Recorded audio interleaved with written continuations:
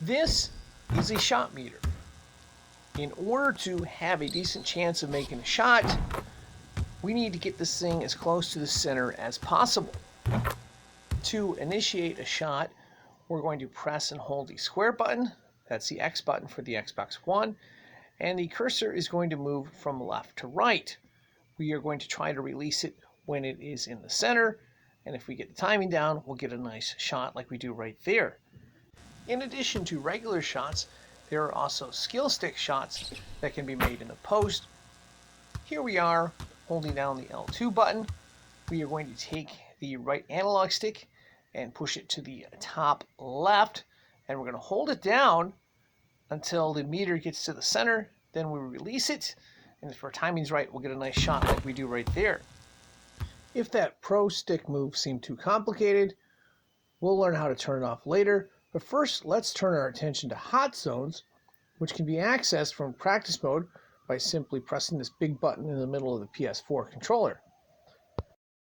For hot zones, red areas are good, blue areas are bad, and other areas are kind of neutral.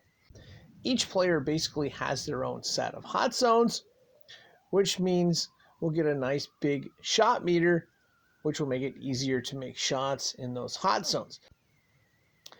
Now, of course, if we step outside of those hot zones, like we're going to do right here, and set up for a three-pointer, you'll notice the shot meter is going to shrink dramatically, and we miss that shot.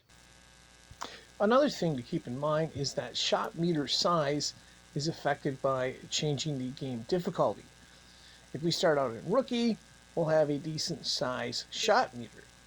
But if we change it from rookie to a more difficult level, when we come back, our shot is going to go from being easy to make to being much more difficult as the shot meter shrinks right here.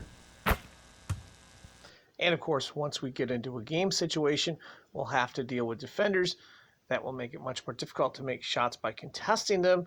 Here, what we're going to do is set a pick to get open by holding down L1, and then we're going to slide to the left, and then go ahead and press and hold the square button, and then release it, and make a nice shot right there. Sometimes setting a pick will not result in giving an open shot, but we have the roll variation. In this case, you'll notice the player has his arm up. We're going to double tap the triangle button, that's Y for Xbox, and we get a nice alley-oop finish right there. Let's say that we don't like the Pro Stick function for post moves. What we can do is turn it off by pushing pause and then going into options. And then we're going to go to controller settings. From there, we're going to go down to Pro Stick function, and it's going to be set at default when we get in there. There's two different options, well, three different options. There's dribble moves, shots, and default. To turn it off, we want it on dribble moves.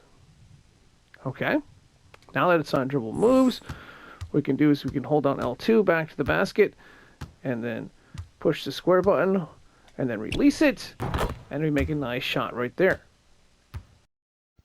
For more tips on 2K22, one can check out the playlists on this channel. To make it easier to find, I will put both a link in the description as well as a link in the comment section.